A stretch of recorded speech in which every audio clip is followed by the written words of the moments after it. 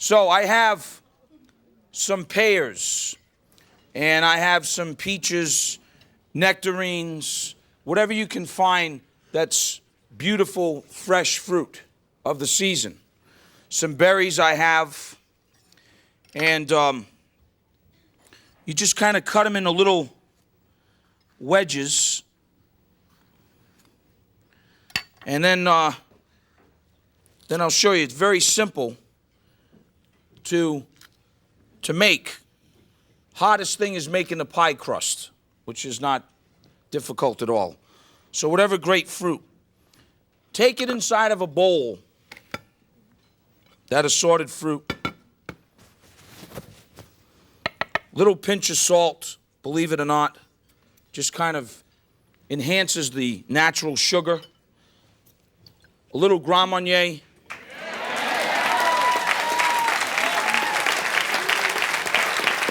Then, to that, we're going to add the juice of a lemon.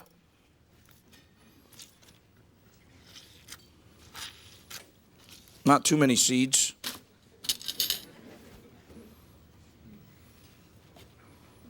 The seed patrol. Now, going to sort of mix that up a little bit. A little sugar, a little salt, different fruits. Let's add some berries in here.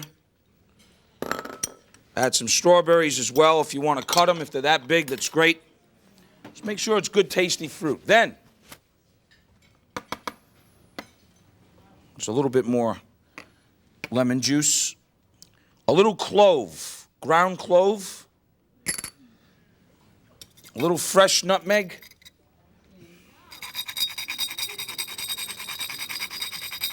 Cute, huh? It's even got its own house. Just put it right back in there. Goes away.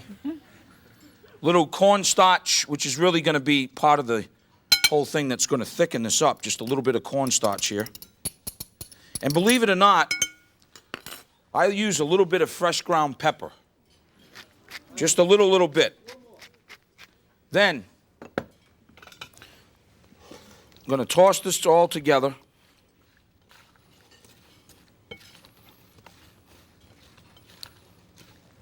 And in a buttered... Now, one thing is, folks, you might want to taste this, see if the fruit is sweet enough. If it's not sweet enough, you can always come back and add just a little bit of sugar to make it as sweet as you like. In a buttered pie dish like this, you add your fruits and all the juice that's in there. Get it all. And then you make a simple pie dough, what I call a 1, 2, 3 pie dough. You want to kind of just roll it out. I like to make it the day before, keep it in the ice box, take it out, wrap it in plastic wrap, put it in the ice box. Take it out when you're ready, let it get room temperature about 20, 30 minutes, and then it's really easy to work. I go about 1/8 of an inch or so. It doesn't have to be perfect for this Pandowdy, so I'm not looking for the perfect round shape here. I'm just kind of go rustic style. Just put it over. And you just kind of tuck the excess inside instead of crimping like a traditional pie. Just sort of go on the inside like this. Now, about 360 degrees, we're going to bake it for the first 30 minutes. I'm going to show you this. What I do is I just brush the top with a little bit of whipping cream, which gives it a really nice color. Yeah, people just think that egg does that. But a little whipping cream like this, I'll show you another little thing that I do. Then, sprinkle a little bit of sugar.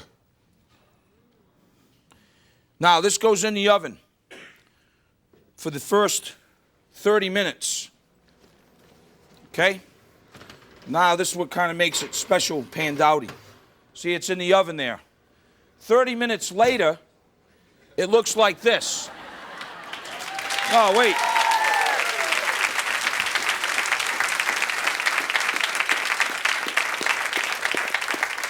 There's a reason why they call it Pandowdy.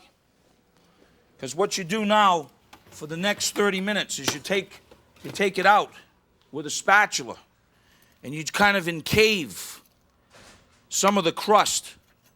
You see that? Some of the crust falls. Press it inside there. Now, we'll put it back for the next 30 minutes. It finishes cooking. A lot of the moisture evaporates, which is exactly the process of why we're doing that. So doesn't that look great?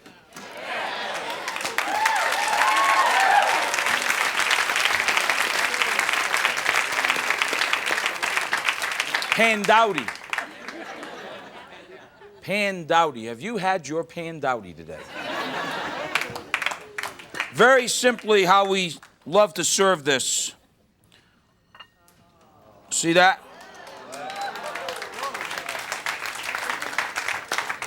Just kind of get all the fruits like that. You can either serve it with whipped cream, or I like it even with vanilla ice cream.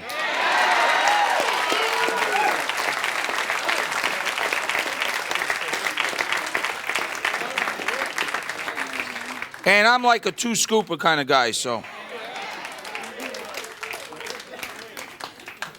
Little ice cream. Just a little bit of powdered sugar. And then a little bit of fresh mint. Pandowdy.